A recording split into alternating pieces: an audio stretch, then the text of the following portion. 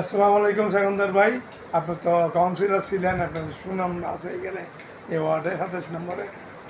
এখনও জনগণ আপনাকে চাইলে কি আপনি ইলেকশন করবেন? এবার কি মনে হয় আপনার? আসসালামু আলাইকুম রহমতুল্লাহি ওয়া বারাকাতুহু। আমি যদি জনগণ আমাকে চায় তাহলে আমি নির্বাচন করব। ইনশাল্লাহ সব কিছু জনগণের উপরে নির্ভর। জনগণ হলেও সব কিছুর উপর নির্ভর জনগণ। জনগণের যদি আমি সেবা করতে পারি তাহলে আমি ইনশাআল্লাহ নির্বাচন করব। সেবায় মন মানসিকতা থাকতে হবে মানুষের। যদি না থাকে নির্বাচনে না দাঁড়ানোই উচিত। আমি 2 টার্মস কাউন্সিলর ছিলাম, টার্মস কমিশনার, একটা কাউন্সিলর। তারপরেও আমি যেটুকু কাজ করছি এটা রায় দিবে জনগণ। এটা রায় দেওয়ার ক্ষমতা আমার নাই।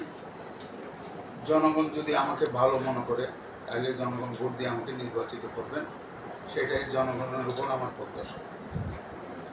এমনি আপনি কি মাঠে নামার জন্য প্রস্তুতি আছেন? ফিল্ডে এখন যে আমি তো বিগত 10 বছর কাউন্সিলর, সে 10 বছরের পরে 17 বছর আমরা প্রশাসনিক দূরের উপরে ছিলেন। হ্যাঁ, তারপরও আমি জনগণের কাজ করে যাচ্ছি। এখন আমি কাজ করতেছি। কাউন্সিলর হয় না হয়, আমার হইলেও জনগণকে সেবা করা আমার দায়িত্ব।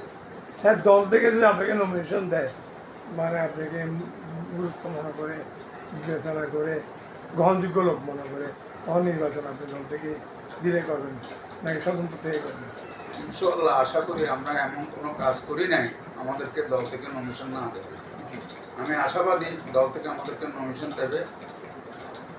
তাইলে নমিনেশন দেওয়ার পরে আমি মাঠে যোগ করব, কাজ করে জনগণের সেবা করে জনগণের রায়কে আমি গ্রহণ করার জন্য চেষ্টা করব। ধন্যবাদ আপনাকে। আপনার আর 27 নম্বরের যারা জনগণ আছে তাদের উদ্দেশ্যে কিছু একটু বলেন।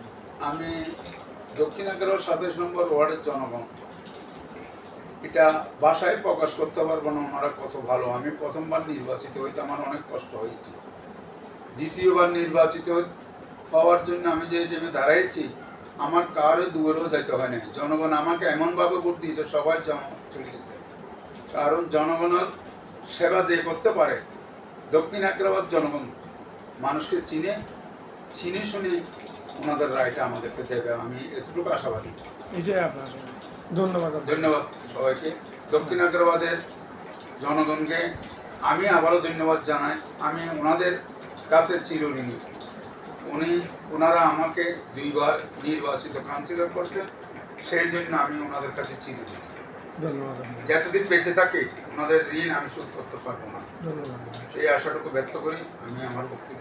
আসসালামু আলাইকুম রহমতুল্লাহি ওয়া বারাকাতুহু। ধন্যবাদ।